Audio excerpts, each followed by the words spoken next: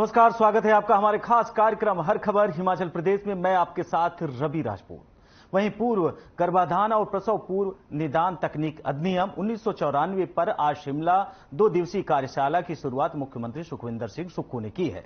2 दिन कार्यशाला के दौरान कन्या भ्रूण हत्या को रोकने और इस एक्ट को प्रभावी तरीके से लागू करने पर मंथन किया गया। आपको बता दें कि इस दौरान सीएम ने कहा कि देश में लिंगानुपात में तीसरा स्थान हिमाचल का है। आज पंचायती राज संस्थाओं में 56% महिलाएं हैं। महिलाओं के राजनीति में आने के कारण भ्रूण हत्याओं में कमी आई है।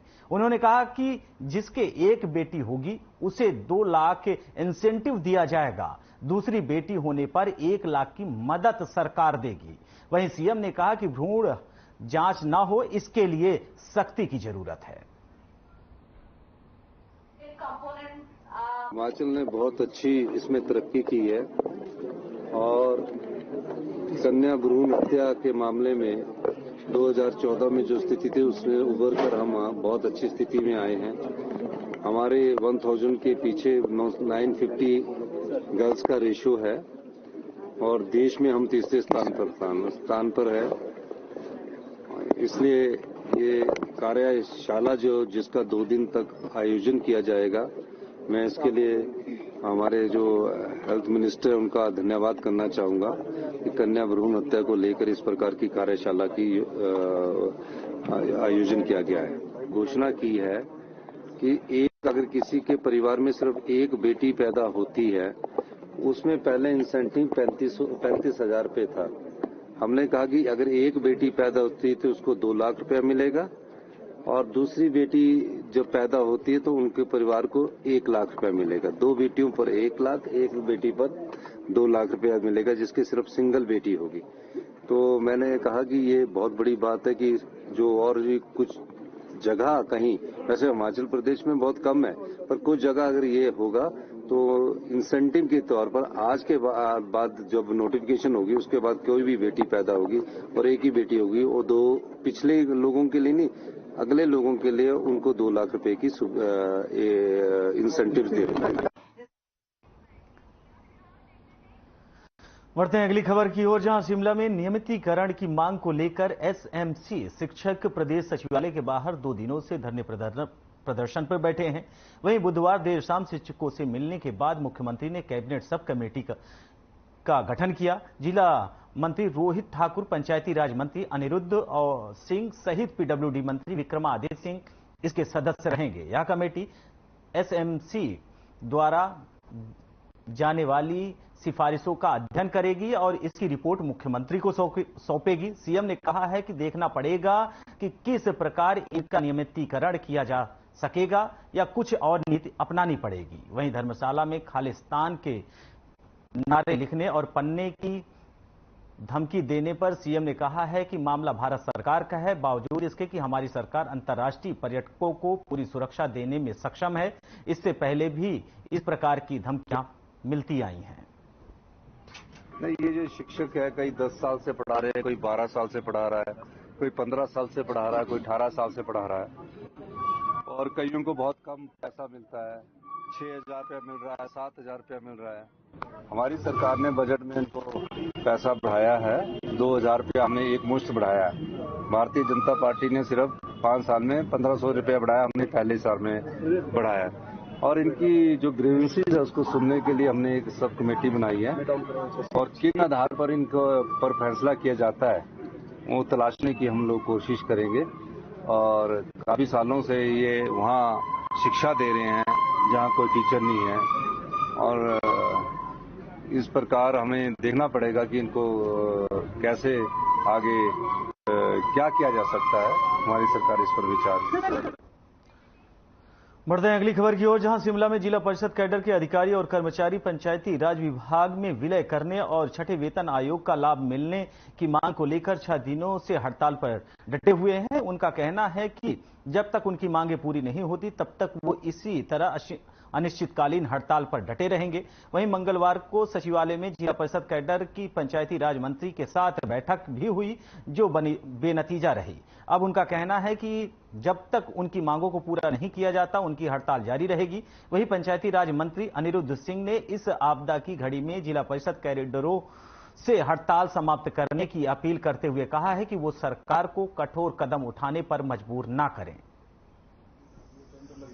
जिला परिषद कर्मचारी हैं, उनके प्रतिनिधि जो हैं वो उनके साथ हमने मीटिंग करी थी और उनको हमने स्पष्ट किया है कि सरकार उनकी मांगों के ऊपर गंभीर है। उनका सबसे पहला मुद्दा मर्जर का है, जो रूरल डेवलपमेंट और पंचायती राज विभाग मर्ज करने का है।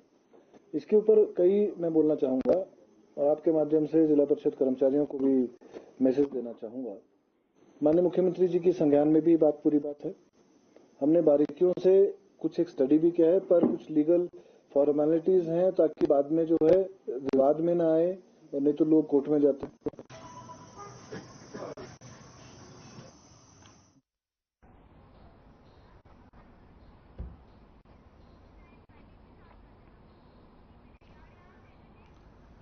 वहीं राजधानी शिमला के उपनगर संजौली में सड़क पर धूल मिट्टी से लोग परेशान थे, खासकर कि अंदर टनल के मुश्किल हो रहा था। वहीं वीरवार को महापौर सुरेंद्र चौहान सुबह ही स्थानीय पार्षदों और सफाई मित्रों के साथ सफाई करने पहुंचे। इस दौरान ढली टनल से लेकर चौक तक साफ सफाई किया गया। साथ में जो हमारे पार्षद है स्कूटरी के भी और संजौली के सभी ने मुझसे निवेदन भी किया था कि इस तरह का हमारा एक मुहिम यहाँ रोज होनी चाहिए। दूसरे साथ के साथ हम बाजार में संजौली बाजार के और मार्केट के लोगों को इससे भी हम सबसे निवेदन करेंगे। अभी ये साथ साथ में करता हुआ जा रहा हूँ, सभी लोग हम पार्षद भी कर रहे हैं, तो उनसे भी निवेदन करें कि सफाई का वो पूरा ध्यान रखें। और ये न केवल नगर निगम की जिम्मेवारी बल्कि आम इंसान आदि हर आदमी का एक नैतिक कर्तव्य बनता है कि हम अपने आप को साफ सुथरा और सुंदर रखें। वहीं मंडी में सांसद प्रतिभा सिंह ने जिला समन्वय और निगरानी दिशा समिति की बैठक की। इस दौरान बैठक की अध्यक्षता करते हुए सांसद प्रतिभा सिंह ने अधिकारियों को जनता के हित के कार्यों का प्राथमिकता से करने के निर्देश दिए। उन्होंने कहा कि अधिकारी लोगों की समस्याओं को समझें और उनके समाधान के लिए काम करें।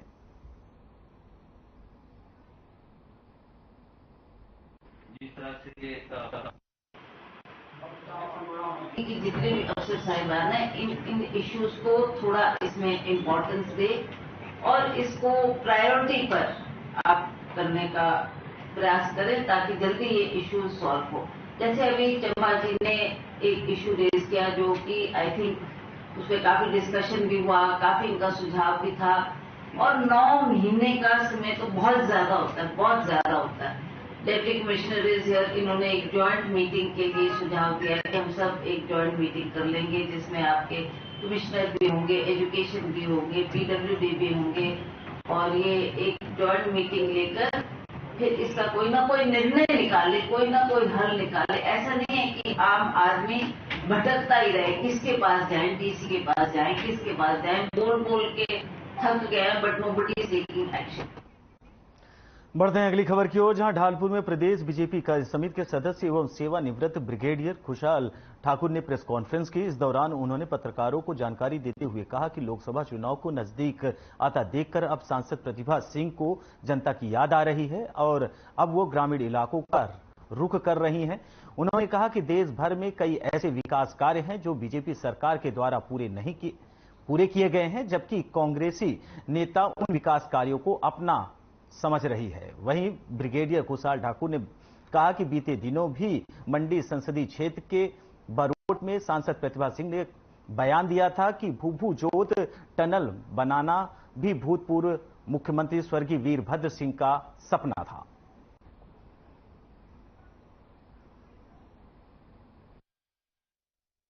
आजकल जो है पिछले कल मंडी क्षेत्र के बरोट के इलाके में, जोगिंद्रनगर के इलाके में हमारी सांसद महोदय जो थी इलेक्शन जीतने के बाद पहली बार एक पर्यटन के हिसाब से दौरा कर रही थी और अचानक उनको भूभू जोत की याद आ गई और बड़े हास्यास्पद उन्होंने कहा कि इसके लिए पूर्व में रहे मुख्यमंत्री राजा वीरभद्र सिंह जी ने पैसे भी दे दिए थे और इसका काम भी शुरू हो गया था और ये राजा वीरभद्र सिंह जी का सपना था। अब देखिए सपना था तो फिर आप पैसे भी मिल गए और काम भी शुरू हो गया, तो ये कहां पर काम हुआ और कहां पर पैसा मिला। वहीं नालागढ़ में अवैध माइनिंग को रोकने के लिए लगातार विभाग काम कर रहा है। विभाग लगातार गश्त करके अवैध माइनिंग करने वालों पर कार्रवाई करने में जुटा हुआ है। अब विभाग ने अवैध माइनिंग को रोकने के लिए ठोस रणनीति के तहत उन चारों रास्तों को बंद कर दिया जहां सबसे अधिक अवैध माइनिंग होती थी।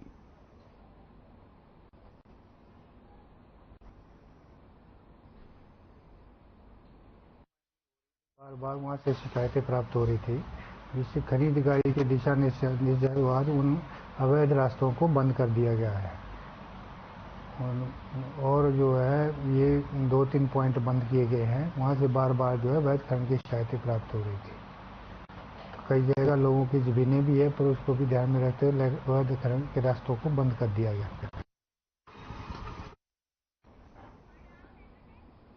फिलहाल इस बुलेटिन में हमारे साथ इतना ही। बाकी देश दुनिया की तमाम बड़ी खबरों से जुड़ने के लिए बने रहें हमारे साथ। नमस्कार।